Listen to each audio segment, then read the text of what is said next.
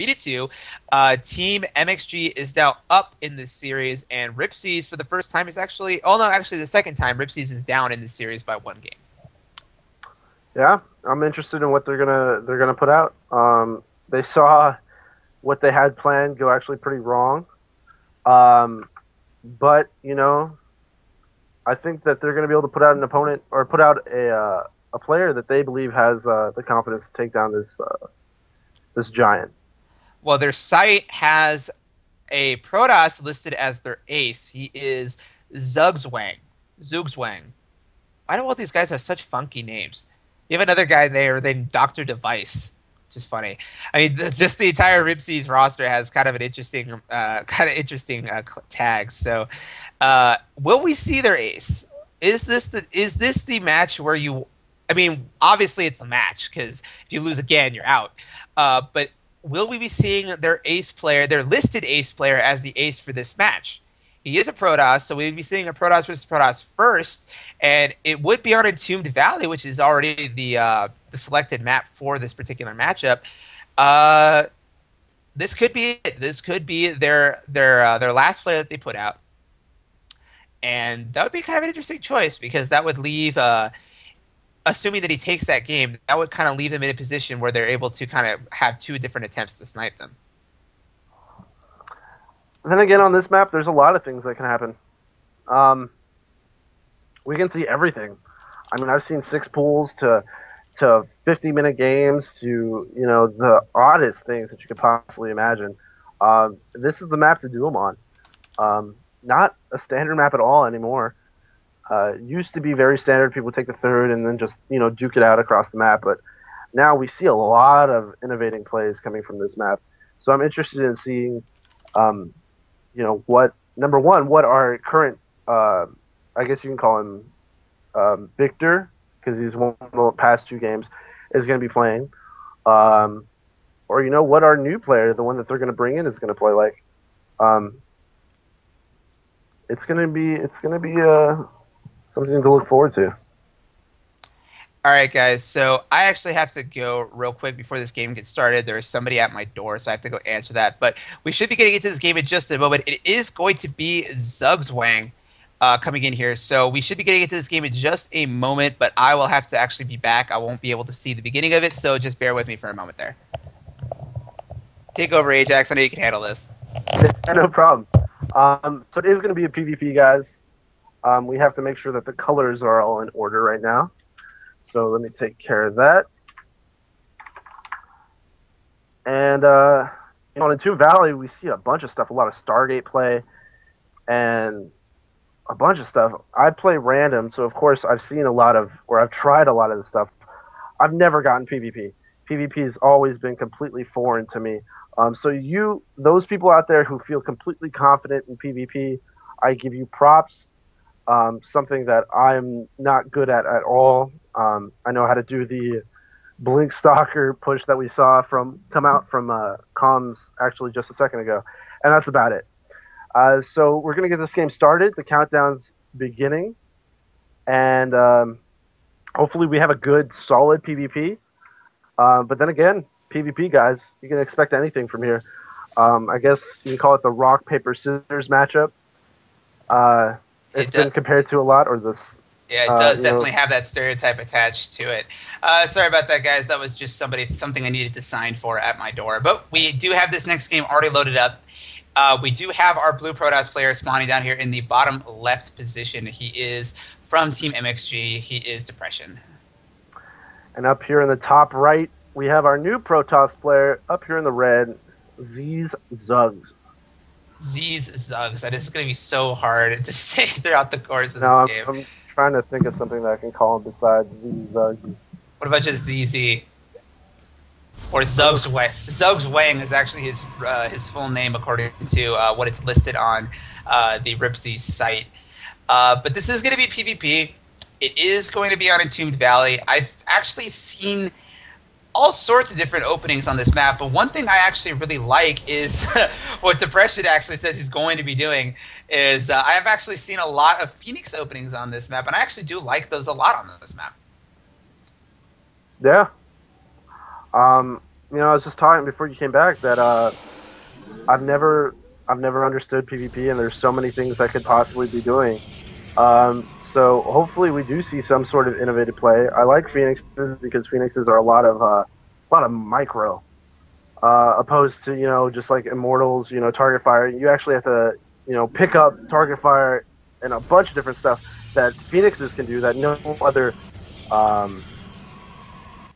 other unit in the Protoss army can utilize, that you can utilize to do the same thing. So I'm interested in using or seeing the use of Phoenixes. Yeah, Phoenixes are kind of like Hellions that can fly, really, when you think about it. The sort of things that they accomplish in the early game as far as getting map control, being able to harass your opponent's expansions, just having like a really mobile force out on the map that requires constant activity to be as cost effective as possible. Phoenixes are really that unit for the Protoss arsenal, especially in PvP, because a lot of the times in PvP it kind of comes down to like 1 or 2 army engagements, and it's really just like, this is kind of the big criticism that PvP always has, is that PvP is nothing but ball of death versus ball of death, especially in the late game. But Phoenixes are that one unit that kind of breaks that up. You have a force of units that are constantly out on the map. It's a small force. You can do a lot with them, but they're not all that useful most of the time when mixed into your main army, unless your opponent's going for something heavy like an Immortal build or something like that. Yeah, and not very much difference between the two builds. We do see that Comms is going for a Sentry before any Stalkers, so that's indicative of some sort of tech that he wants to build up to. Meanwhile, Zugz over here is going for the Stalkers, getting up a second gateway so he can get out 3 early Stalkers and maybe put pressure with them. But it looks like Depression's going to be doing exactly what he said he was going to do. He's going Stargate. Those mind games out of Depression. He said he was going for a Phoenix build. So what is the thing that you are going to expect from him if you are Zugz? You're like, oh, my opponent's not going to tell me what he's actually going to be doing, so I know what he's not going to be doing. He's going to not be going for Phoenixes. But then again, Depression's like, well, I know that you're thinking I'm not going to be going for Phoenixes, so I am going to be going for Phoenixes. Those are the kind of mind games we're seeing from these two players right now. I love it a little bit. Depression is definitely using chat to his advantage, and definitely this game, potentially also in the last game. So how is this going to work out? We have a Nexus going down now for Zugz. So he is going to be going up to a 2-gate Sentry Stalker opening against Phoenixes with a faster Nexus. Now there is that, again, these stereotypes all come from other Protoss players, folks. I don't make this stuff up. Protoss players always are like, whoever expands first loses in Protoss versus Protoss. If you throw it on your Nexus first, you lose. It's just the way that it always works out. So is that stereotype going to hold up? We're going to have to see. Yeah. With the Phoenixes coming out now, did scout that his opponent had 3 gates down. Might be a little worrying for Zugz, but I don't think Zugz, with those 2 sentries at his ramp, I feel like he's going to be a little bit comfortable with that. We do have +1 coming out for the Phoenixes for Comms, so he is definitely going heavy Phoenix. Expecting his opponent to be doing some sort of Immortal play, which it does look like his opponent is doing right now, but he's also getting a Twilight Council. And with Blink Immortal out, I think that can withstand this heavier Phoenix play. This is not something I normally see in this matchup, especially from, I don't see it from Phoenix openings all that often, is that +1 air attack. I hardly ever see it. I think we actually had it canceled just a moment ago. Yeah, so those air upgrades were actually canceled. It was not something I was used to seeing in the first place, so I'm kind of glad that they were canceled, just so I don't have to try and explain what Depression's doing at this point. But Zugz is going for Blink following this, so these Phoenixes are not going to be able to do a lot of damage to the Nexus, obviously. And with the heavy stalker count that Zugz already has out on the field, it doesn't look like these Phoenixes are going to be all that cost-effective. And once Blink comes out on the field, I don't think they're going to be very cost-effective at all. So I think Zugz actually might have a little bit of a build order advantage right now. Yeah. Then again, Phoenixes are again that kind of unit that once it hits that magic number, you can pick up half your opponent's army and just nullify half your opponent's army. And if he does, it looks like he might be going into like a Colossus sort of play. And Phoenixes plus Colossi, you just pick up the Immortals of your opponents or whatever like the meat is of your opponents, the heavier the heavier units, um, you give yourself a huge advantage. You completely negate a strong or a majority of what they were trying to go for, and in the end, you turn out ahead just because of Phoenix's ability. I'm actually more convinced this is going to be an Immortal coming out of this. I think this is going to be Phoenix Immortal. And one of the nice things about Phoenix Immortal is that you're able to thin the stalker numbers, allowing the Immortals to kind of like fight the stalkers on a more even footing. And what do you do as the stalker player against Phoenix Immortal? Do you target the Phoenixes, knowing that if you can eliminate the Phoenixes, they can no longer pick up your stalkers, or do you target the Immortal? Because if you just let an Immortal just shoot at your stalkers, Immortals do 50 damage a shot at the stalkers. They do a ton of damage to stalkers. It's kind of a tough call to make, and it's definitely a strong unit composition. But I like this decision from Zugz. He is going to be moving out to Depression's base. Depression only has that single Immortal down, as well as some sentries and some Phoenixes. But these Phoenixes are not going to be as effective in a defensive posture as they would be in an aggressive posture. Depression needs that second Immortal out, and he needs it very, very quickly. Here come additional Stalkers. All of these Stalkers have Blink. I think the supply difference is actually in Depression's favor. He blinks forward. He does manage to target fire down that Immortal, and I think that might be enough to actually just completely roll away with this game for Zugz. He's able to take down all of those probes. He's able to target fire down some of those Phoenixes. The Stalker numbers are actually being thinned out a little bit more than I thought they would be, but here comes the secondary blink in. The Stalkers are blinking forward, target firing down that Immortal, and those Phoenixes are going to be out of energy pretty soon, and I think the Stalker numbers are just going to be too much for Depression to handle. Yeah, just coming in and cleaning up the rest of the units. As you see right now, the Phoenix is flying around aimlessly, and there's the game, and good game, guys.